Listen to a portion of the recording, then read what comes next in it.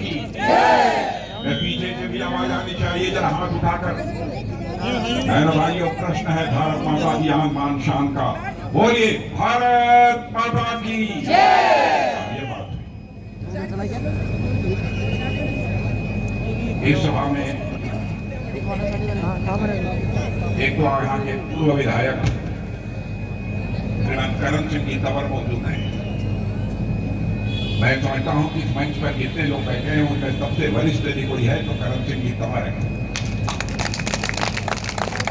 यहाँ पे जिलाध्यक्ष श्री सुनील जी कक्कड़, पूर्व मंत्री श्री भूपेंद्र जी शैली, कमांडो सुरेंद्र सिंह जी, प्रदेश उपाध्यक्ष श्री मुकेश दवी और इस विधानसभा के संयोजक श्री शैल बिहारी गोस्वामी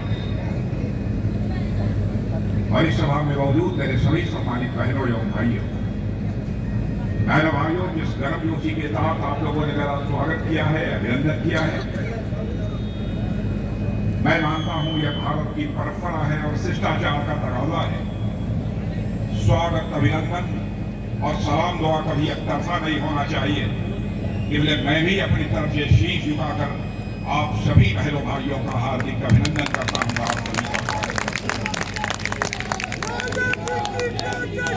आप सभी जानते हैं 2025 का पहला चुनाव यदि कोई हो रहा है तो हिंदुस्तान की राजधानी दिल्ली का पहला चुनाव हुआ है। आज के 6-7 महीने पहले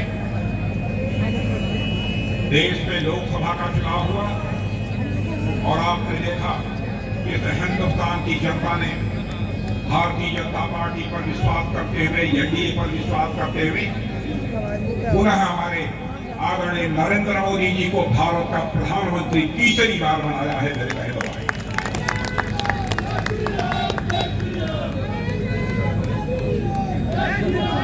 मैं मानता हूं कि किसी नेता की सबसे बड़ी ताकत होती है उस नेता की विश्वसनीयता।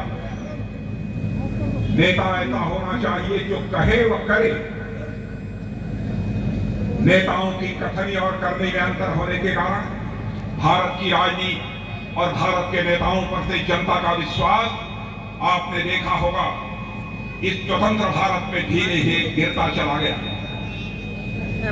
भारत की राजनीति में नेताओं की कथनी और करने में अंतर होने के कारण मेरे बहनों भाइयों, जो विश्वास का संकट पैदा हुआ है, उस विश्वास के संकट को हिंदुस्तान में किसी राजनीतिक पार्टी ने चुनौती के रूप में स्वीकार किया तो अकेले भारतीय जनता पार्टी ने उसे चुनौती के रूप में स्वीकार किया। मैं दावे के साथ कह सकता हूं, कोई व्यक्ति गड़बड़ हो सकता है, कोई नेता गड़बड़ हो सकता है, लेकिन पार्टी का जहां तक सवाल है, भारतीय जनता पार्टी से हिंदुस्तान की अकेली राजनीतिक पार्टी है जो कहती है वह करती है। मेरे बहनों भाइयों, मैं कहना चाहता हूं, चाहे वह कांग्रेस पार्टी हो चाहे आम आदमी पार्टी, आपको लगता है कि भारतीय जनता पार्टी ने यह चीज कहा था, यह वादा किया था, इस वादे को पूरा नहीं किया। एक उदाहरण, एक मिसाल यदि कोई बता दे तो बहनों भाइयों, मैं आप सबके सामने, जनता जनार्दन के सामने क्षमा मांगने को तैयार हूं। 2014 का भी हमारा घोषणा पत्र उठाकर देख लीजिए, 2019 का भी हमारा घोषणा पत्र उठाकर देख लीजिए, 2024 का भी घोषणा पत्र उठाकर देख लीजिए। 2014 में मैं स्वयं भारतीय जनता पार्टी का राष्ट्रीय अध्यक्ष था।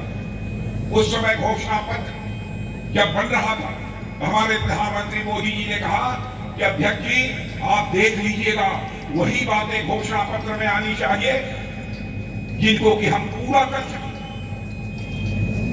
2019 में जब घोषणा पत्र पार्टी का बनने लगा, उस समय भी प्रधानमंत्री जी ने कहा कि राजनाथ जी ही